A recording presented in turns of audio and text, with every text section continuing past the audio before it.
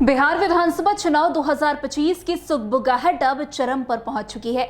राज्य की सियासी हवा में अब हर और चुनाव की गंध साफ महसूस की जा सकती है। एक और जहां चुनाव आयोग कभी भी विधानसभा चुनाव की तारीखों का अब ऐलान कर सकता है, तो वहीं दूसरी ओर तमाम राजनीतिक दलों में प्रत्याशियों की सूची और सीट बंटवारे को लेकर गहमागहमी तेज हो गई है। एनडीए गठबंधन के भीतर सीटों के बंटवारे पर पेच फंसा हुआ है, जबकि दूसरी तरफ महागठबंधन खेमे से खबर आ रही है कि सीट बंटवारे की गुत्थी लगभग सुलझ चुकी है और सीएम चेहरे को लेकर के भी आम सहमति बन गई है।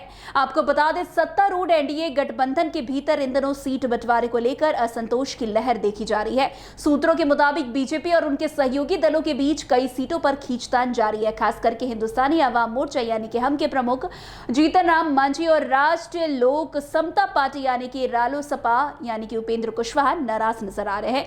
बीजेपी की ओर से दोनों नेताओं को मनाने की पूरी कोशिश की जा रही है। बीते दिन केंद्रीय मंत्री और बिहार चुनाव प्रभारी धर्मेंद्र प्रधान, बिहार बीजेपी प्रभारी विनोद तावरे, उप मुख्यमंत्री सम्राट चौधरी और पार्टी के संगठन मंत्री ऋतुराज सिन्हा ने मांझी और कुशवाहा से मुलाकात की। ये बातें सामने आई, लेकिन सूत्र बताते हैं कि बातचीत के बावजूद दोनों नेताओं की नाराजगी पूरी तरह दूर नहीं हो पाई है। तो वहीं दूसरी ओर विपक्षी महागठबंधन में स्थिति फिलहाल नियंत्रण में दिख रही है। रविवार देर रात नेता प्रतिपक्ष तेजस्वी यादव के आवास पर पोलो रोड पर महागठबंधन की समन्वय समिति की महत्वपूर्ण बैठक हुई, जो करीब 3 घंटे तक चली। इस बैठक में राजद, कांग्रेस, विकासशील इंसान पार्टी, वाम दलों और झारखंड मुक्ति मोर्चा के शीर्ष नेता मौजूद थे।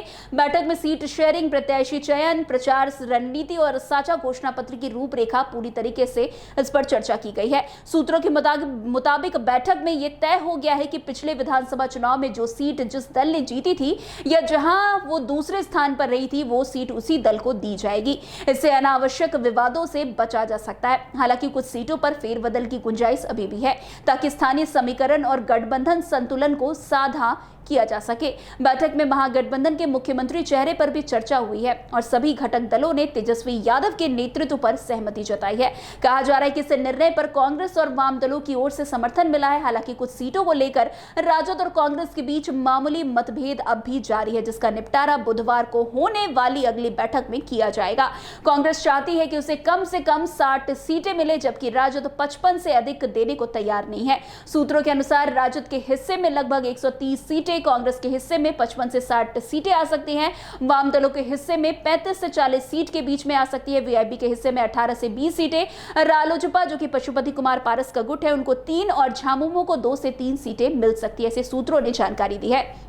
वैसे महागठबंधन की इस बैठक में सिर्फ सीटों का बंटवारा ही नहीं, बल्कि चुनावी अभियान की दिशा भी तय की गई है। हालांकि ये तय हुआ है कि महंगाई, बेरोजगारी, भ्रष्टाचार, किसान कर्ज माफी और शिक्षा व्यवस्था से सुधार जैसे मुद्दों को प्राथमिकता दी जाएगी। वहीं राजद नेता तेजस्वी यादव ने यह भी कहा है कि इस बार का चुनाव बदलाव बनाम बनावट का होगा। उन्होंने सिर्फ कहा है कि एनडीए सरकार ने युवाओं को रोजगार के नाम पर केवल वादे दिए हैं, जबकि जमीनी स्तर पर नौकरियों की भारी कमी नजर आ रही है। इधर एनडीए खेमे में बीजेपी ने अपनी चुनावी रणनीति पर काम करना शुरू कर दिया है। पार्टी का फोकस प्रधानमंत्री नरेंद्र मोदी की लोकप्रियता और डबल इंजन सरकार की विकास मॉडल पर रहेगी।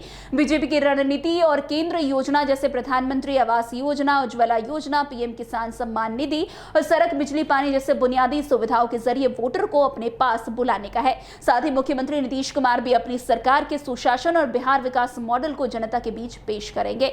वैसे सूत्र तो ये भी बताते हैं कि बुधवार को महागठबंधन की ओर से सीट बंटवारे की औपचारिक घोषणा की जा सकती है। उसी दिन यह तय होगा कि किन सीटों से कौन उम्मीदवार उतरेगा और प्रचार अभियान कब से शुरू होगा। वहीं एनडीए की ओर से भी उसी हफ्ते बड़ी बैठक प्रस्तावित है, जिसमें धर्मेंद्र प्रधान, सम्राट चौधरी, विनोद तावरे की मौजूदगी में सीटों को अंतिम सूची पर फैसला लिया जाएगा।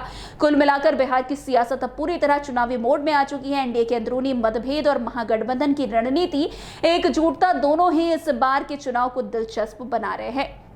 अब नजर इस बात पर टिकी है कि चुनाव आयोग कब आधिकारिक तारीखों का ऐलान करता है और बिहार की सियासी जंग का बिगुल औपचारिक रूप से बचता है। तो आज की इस खबर में बस इतना ही। अन्य खबरों में हमारे साथ ऐसे आगे बने रहे और देखते रहे। तब तक के लिए NBC 24 धन्यवाद।